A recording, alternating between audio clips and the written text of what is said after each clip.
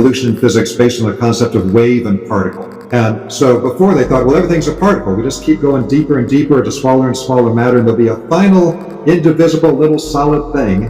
That's what they thought in the 1800s, a little solid billiard ball of matter, and that's everything else forms from that. It's the materialistic dream. All got blown out in 1900 with the discovery of black body radiation and the quantum revolution in physics. We find out that there's both a wave and a particle. And particles, physical matter, get formed by the collapse of the wave.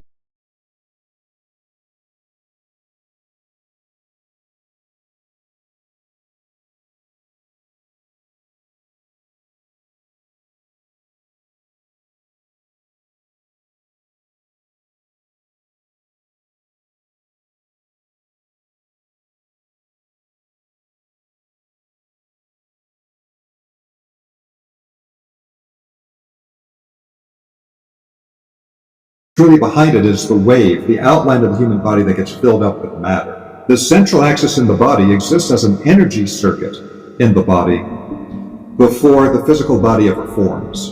And the physical body forms around that central axis of energy. So it's not a physical structure in the body, it's an energetic structure. Now what happened when we began to develop modern metaphysics, again with the advent of the Theosophical Society, which became the template for the modern New Age movement and modern metaphysics, is that they began to get bits and pieces of knowledge from different traditions. And we have to be aware that there's hidden secret knowledge in the Himalayas. There's hidden secret knowledge for the Chinese Taoists. There's a lot of hidden secret knowledge for the ancient Egyptians. The Egyptians say their mysteries were never betrayed. That means the real stuff that we knew and taught never got sent out to the public. You'll never learn what we were really doing. And so they get little pieces of knowledge. So one of those things was they found about the Sushumna channel in yoga. But Sushumna, writ large, is really an interior channel along the spine that helps to move the energy up. That's very similar to what's called the governing vessel in Chinese medicine. It's quite similar, but there are some slight different structures because in reality, there is on the inside of the spine toward the center of the body, but not in the axial center, but along the interior of the spine, there's a channel of energy. There's another channel of energy that runs inside the spine. There's another one that runs, although not as well known, on the outside of the spine going up. And those channels don't only run up straight, they actually cross over, creating a caduceus pattern going up like you see in some of the Indian and Nepalese illustrations. All of this is connected to the energetic structures of the body that the physical matter forms around. And so what happened is that many traditions considered the absolute center channel of the body, which referred to today in Taoist yoga as the thrusting channel or the Tai Chi pole, and had some other names in ancient Chinese. And then some of the knowledge coming from India. And in some of the Indian traditions, we have to be aware the Indian tradition, just like the Taoist tradition, was not one unified tradition where everybody did the same thing. It's the whole concept of Hinduism is a name for the conglomerate of a whole bunch of different sects and groups that teach things a different way, develop their energy body in different ways, but with similar core concepts of chakras and nadis, etc. Same thing for the Taoists. They have the same core concepts of the energy body, but they develop the energy body differently based on those concepts. So it's considered to be very secret that there's an energy channel running from the crown to the perineum, and that's the core energy channel of the body that interacts with, but is separate from the energy channels running on the four sides of the spine and crisscrossing on it. These are all different energy channels. So one of our fascinating opportunities today and challenges is to be able to properly put together the pieces of information from different traditions into a unified whole of the understanding of the subtle body and different practices. So if you go to any classical ancient spiritual tradition, they understood there are different levels of structure, different levels of manifestation, from the high divine level where you're connected with the one being of all things and all beings together as a unity. And then you go down to these multiple levels, given different names and different traditions, all the way down to the physical plane. And we need to understand that the electromagnetic is actually below the physical plane. It's not life energy, it's not above the physical, it's actually below it. But the whole idea here is that there's a pattern behind everything.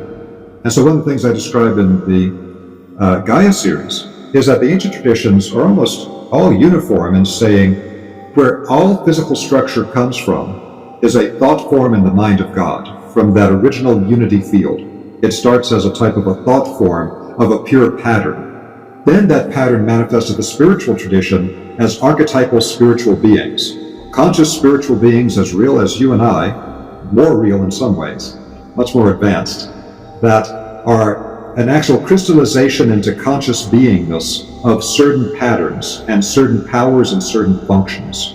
And then they understood that from there, you begin to form the patterns of karma, of actual physical incarnation, of what in the West and the Theosophical Society call the causal plane.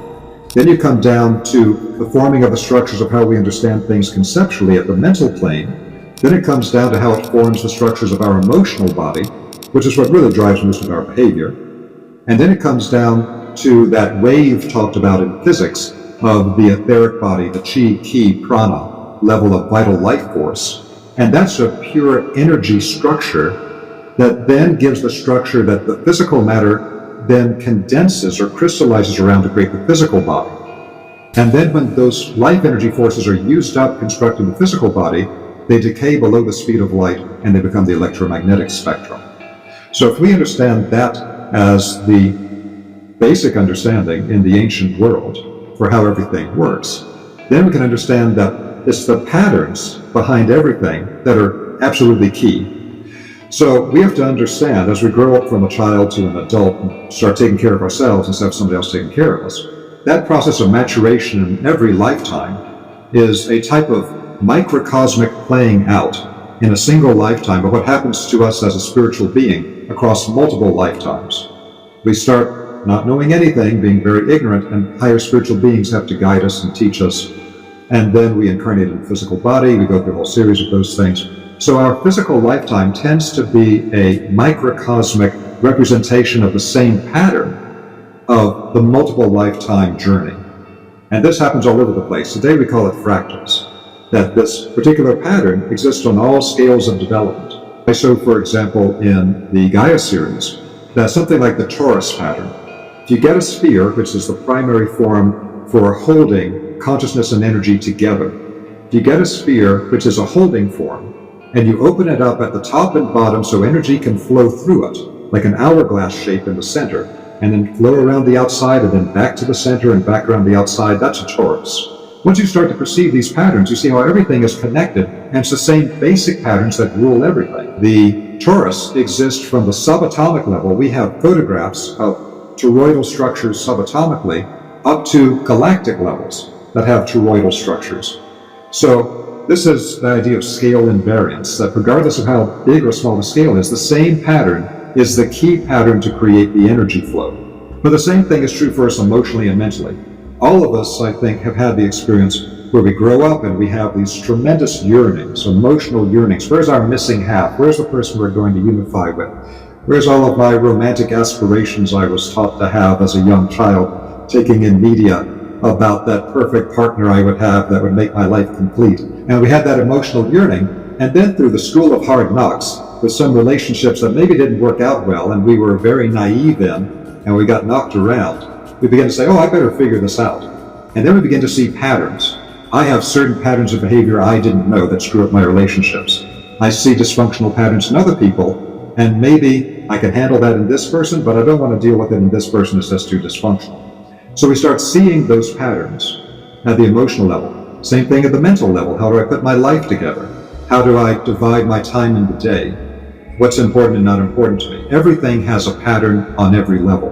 And once you begin to understand these patterns, the same thing is true on spiritual levels. There are patterns to how spiritual beings work and operate. And this is going to be important for us because when we pass through the gate of death, if we don't have some understanding for how spirit operates and we haven't developed any organs of spiritual perception, we're as deaf, dumb, and blind spiritually as Helen Keller was in the physical world, where she had to be guided around everywhere. And that's why you see these pictures in the old Egyptian tradition, like from the Papyrus of Ani, which we know as the Egyptian Book of the Dead, and is better called the Book of Coming Forth into Light. That in that you see Ani, who's the initiate being trained, he's like bent over, hunched over, and he's got this greater being holding his hand and guiding him through these worlds that he's not able to navigate through or understand himself yet. That's what happens to every human being. Our goal is to develop to where we understand the patterns. You have a healthy body once you understand the patterns that make a healthy body. Until then, you're a victim of unhealthy patterns and not knowing what the patterns are. Same thing with your energy body. You have strong, vital force. You have to understand what the principles are for feeding that, both through the food we take in, through breathing practices, exercise, a whole variety of things. The emotional body being healthy, and you actually have a life that's emotionally full and fun and joyous, rather than a constant misery. Mental life, knowing how to control your own mind, so your mind doesn't destroy your life, but your mind becomes a superpower. All these things are based on the knowledge of pattern. The key of everything is that, and all classical traditions agree on this, that everything came from a unity, the one. Now, in modern materialistic physics, they describe that state of unity, the one, where there is no polarity, there is no duality, everything is unified. They refer to this as the singularity. That singularity, according to physics, that unified state which they don't understand anything about, they admit, is the source of all creation, because that unity, the one, split into polarity, the two. And then our whole world is based on polarity. Positive and negative charges, with the electron and the proton. Positive and negative charges in electricity and magnetism. The opposites attract and the same repel. That's a universal principle that you'll see anytime you get a bar magnet, try to put the two similar poles together. They repel each other. You can feel something feels like a gelatinous force field pushing them apart. And you get the two opposite poles, and you can't keep them apart. They want to be together. So what polarity does is it allows things to be separate, but energetically moving with each other, energetically affecting each other. That allows evolution. That allows dynamic development by being in a polarized world. The only evolution as a spiritual being is only possible in a polarized world, in the school of hard knocks, here on the physical plane. And that's why we're sent here to a polarized world. Otherwise, we often, when we're suffering in the physical world, say, I just want to be back, in that blissful unity state that I came from, that we all subconsciously know exists and we subconsciously yearn for, and then sometimes dysfunctionally try to attain through things like opiates or things that put us in that state but destroy our physical lives. But we have a subconscious yearning for it, and that yearning can sometimes be addictive. We have to understand the reason for being here on the physical plane, and for actually having the internal fortitude to grapple with the polarized world, where we may suffer and we may not get what we want, but it's part of developing to a higher level than we were before. So everything is polarized, everything is split here. And so when the ancient knowledge of energy science from the old traditions got lost, it was reclaimed to begin with by French researchers in the early 1900s. But what actually happened was that, and this is not a conspiracy theory, this is based on books written by the participants in the early 1900s in French. What actually happened was that the Jesuit order within the Catholic Church went around the world collecting esoteric information and bringing it back to the Vatican Library. That's simply a historical fact. And one thing they did with that knowledge is they were very interested in Egypt, and they really tried to cultivate Egyptian knowledge. Somehow, putting this stuff together, they were able to develop in their own circles an understanding of what we call radiesthesia.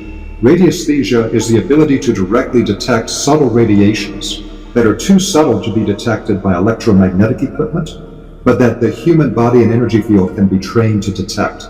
These are the real life energy forces. Little metal boxes don't pick it up, but they can pick up electromagnetic waves because they're decayed to a lower level. But the true life energy forces, radiesthesia can detect.